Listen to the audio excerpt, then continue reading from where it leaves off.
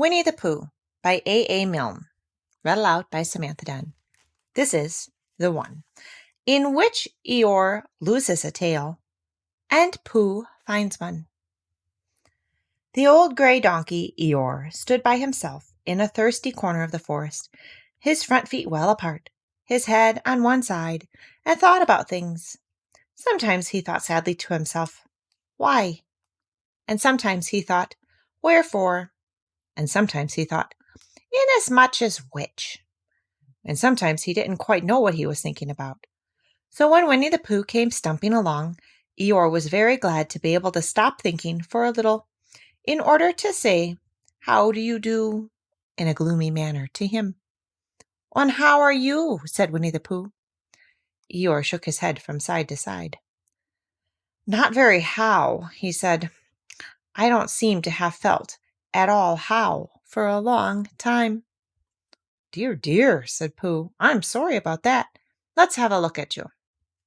So Eeyore stood there, gazing sadly at the ground, and Winnie-the-Pooh walked all round him once. "Why, what's happened to your tail?" he said in surprise. "What has happened to it?" said Eeyore. "It isn't there." "Are you sure?" "Well, either a tail is there or it isn't there. You can't make a mistake about it, and yours isn't there." "Then what is?" "Nothing." "Let's have a look," said Eeyore. And he turned slowly around to the place where his tail had been a little while ago, and then, finding that he couldn't catch it up, he turned round the other way until he came back to where he was at first, and then he put his head down and looked between his front legs, and at last he said with a long, sad sigh, "Oh, I believe you're right." "Of course I'm right," said Pooh. "That accounts for a good deal," said Eeyore gloomily. "It explains everything. No wonder." "You must have left it somewhere," said Winnie-the-Pooh. "Somebody must have taken it," said Eeyore.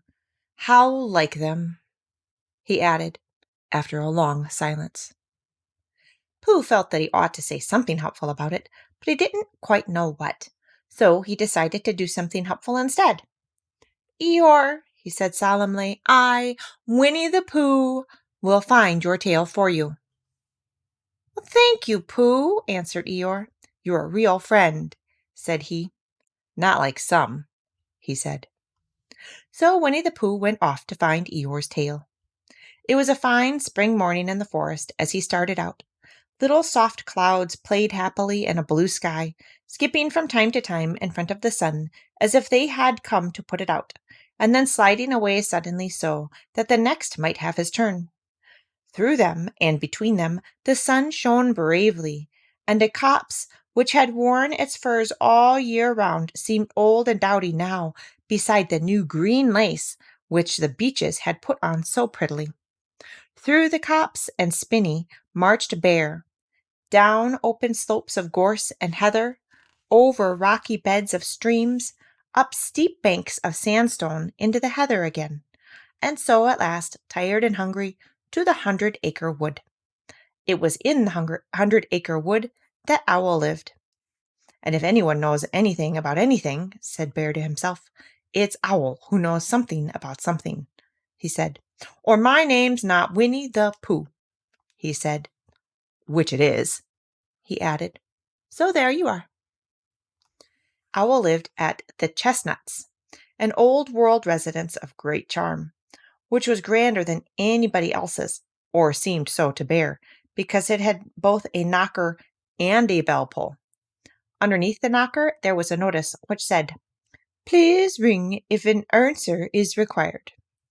Underneath the bell pull there was a notice which said, "Please knock if an answer is not required." These notices had been written by Christopher Robin, who was the only one in the forest who could spell, for Owl, wise though he was in many ways, able to read and write and spell his own name W-O-L, yet somehow went all to pieces over delicate words like measles and buttered toast. Winnie-the-Pooh read the two notices very carefully, first from left to right, and afterwards, in case he had missed some of it, from right to left.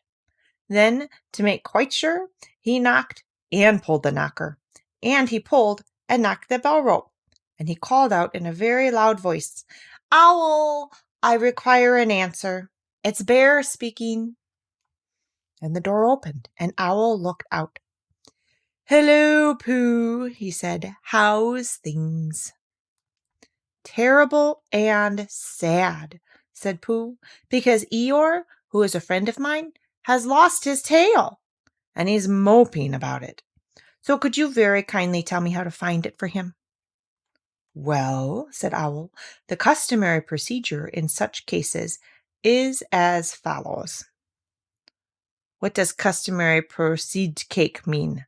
said Pooh, "for I am a bear of very little brain, and long words bother me."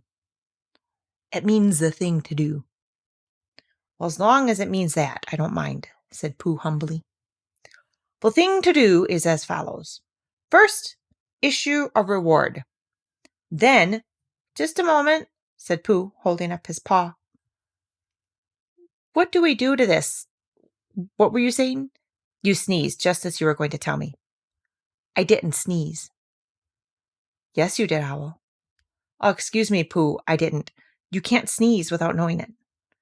"Well, you can't know it without something having been sneezed."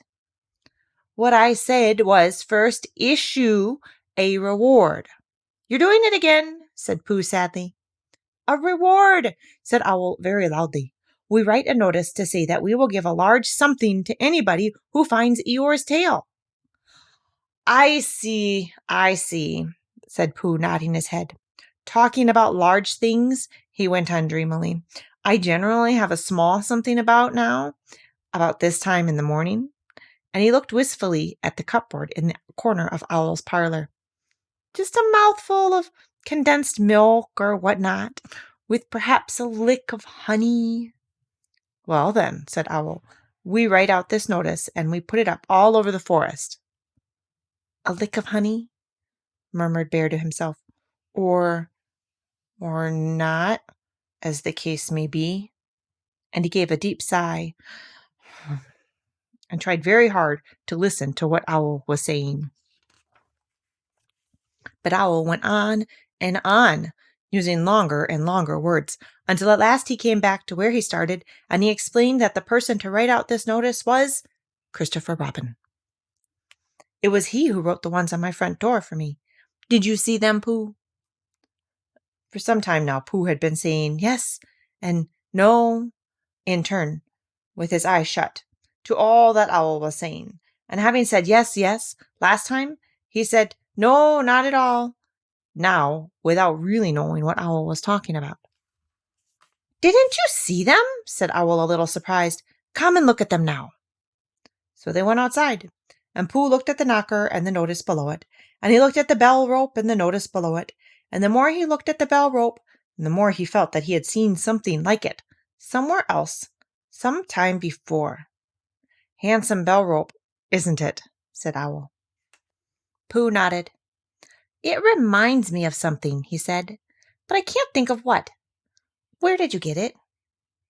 "I just came across it in the forest. It was hanging over a bush, and I thought at first somebody lived there, so I rang it, and nothing happened.